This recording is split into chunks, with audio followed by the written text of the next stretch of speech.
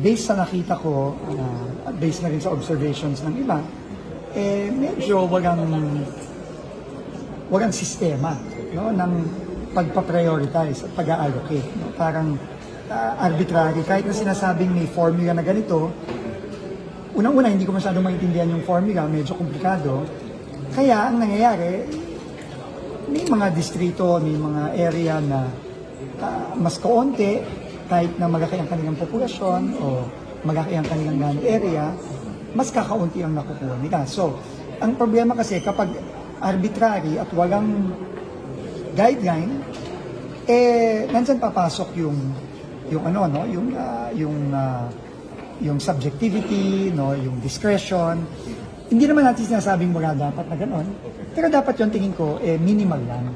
Kailangan talaga kung ang isang region, no, isang probinsya o isang distrito, nangangailangan ng mas maraming kalye, nangangailangan ng flood control dahil siya ay flood prone, dapat mas marami dun sa area na yun. So, ano rin naman yan, common sense yan. Pero dito sa nakikita natin, parang hindi ganun ang nangyayari. Kaya nga, very welcome po ito na development, yung unang-una yung direktiba ng ating Pangulo na i-review, repasuhin natin. At ngayon, yung order sa atin ng Kongreso, dahil sila na ngayon ang in charge sa budget, in-orderan tayo ngayon ng Kongreso na revisit, revise, at kung kinakailangan, baguhin o asan ang budget ng DPWH. So yung flood zones, meaning scientifically based? So, kagaya yan, no? Flood control. Ang sinasabi ng ating mga kongresista at nakita din natin as my own personal observation sa few days ko dito sa DPWH, parang ang walang pagpaplano sa kung saan dapat ginagagay ang mga flood control projects. Okay, totoo na halimbawa ang Bulacan, yan, flood prone yan. Dapat talaga yan, may flood control. Ang problema naman sa Bulacan, at nakikita din natin sa ibang lugar tulad ng Mindoro, hindi tama ang pag-implement ng mga proyekto. Maraming ang budget, maraming ang project, pero yung implementation ng mga project, either guni-guni or substandard.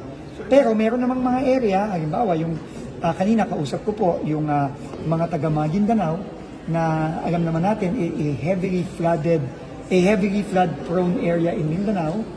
Dahil yan, nasa Central Mindanao, yung tubig dyan lahat bumabagsak, napakaliit naman ng budget. No? So, kailangan talaga ayusin ito ng mabuti. So you're okay with the proposal na pag wala yan sa NOAA, hindi yung flood control, wala yung flood? Okay po ako doon.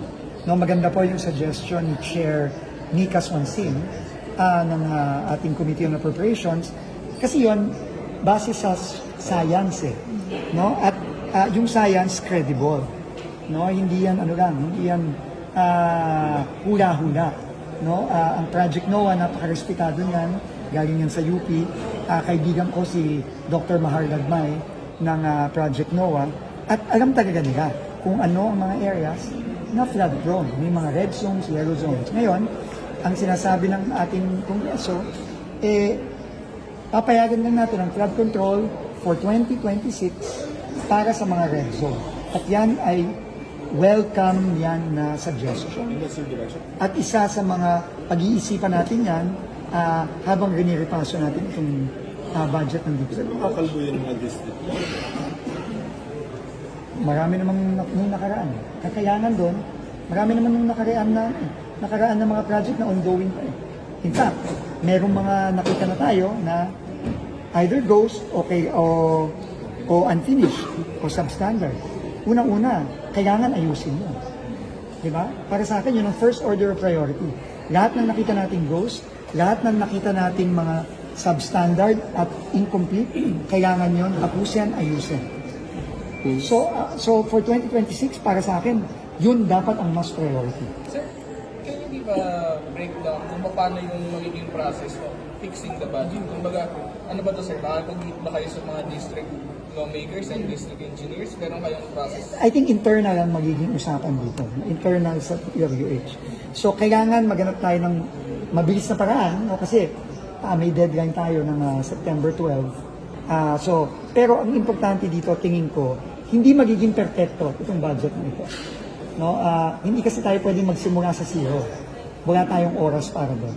No? Hindi natin pwedeng i-hold up ang buong budget ng gobyerno dahil lang sa DWH. So, ang importante dito, magpa-prioritize tayo ng mga kailangan nating ayusin. At number one dyan, ang flood control. Pero marami ding mga iba na kailangan ding ayusin. Halimbawa, yung mga double entry, yung mga sinabi kanina na pacing, para lang umabot dun sa district level na 150 and below. Yung mga kumpleto na pinondohan pa rin, lahat yun kailangan natin linisin.